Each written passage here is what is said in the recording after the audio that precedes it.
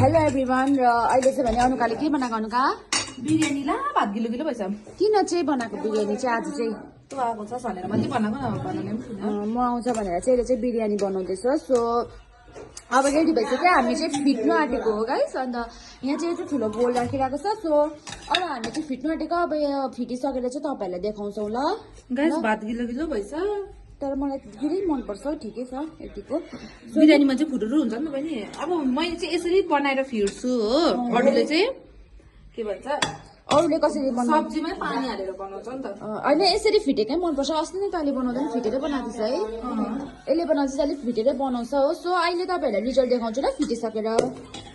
हाम्रो final look चाहिँ यस्तो भएको छ बिरयानीको हो सो यो चाहिँ हामीले यो चाहिँ हामीले अलिकति चाख्नुको लागि चाहिँ हालेको सो अलिकति गिलो गिलो भएको छ तर पनि केही छैन नट ब्याड सो मलाई चाहिँ मनपर्छ जस्तो भए पनि है गाइस तपाईँहरूलाई कस्तो लाग्यो हेरिदिनुहोस् होला है हाम्रो फाइनल लुक चाहिँ यस्तो भएको छ है धेरै बनाएको छ होइन अब बिरयानी भन्ने कुरा अब डेली खाइँदैन अब कोही कोही बेला खाइन्छ नि त त्यही कारण चाहिँ अलिक निकै बनाइराखेको अब यो आज खान्छौँ होइन अब भोलि त झन् मिठो हुन्छ हामीलाई चाहिँ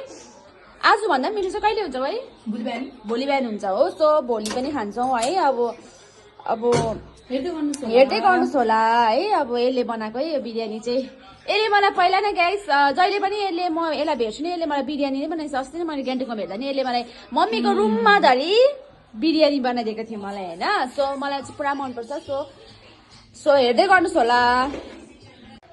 सो गाइस म चाहिँ अब टेस्ट गर्न आँटेको छु है खोइ अलिकति खोइ त अचार हालेन नुन पनि ठिकै सबै ठिकै भएछ गाइस यस्तो मिठो भएछ कि तँ टेस्ट गर्छौ है ल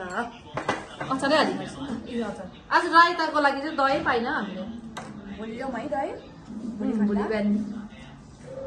सो नाइ देखेन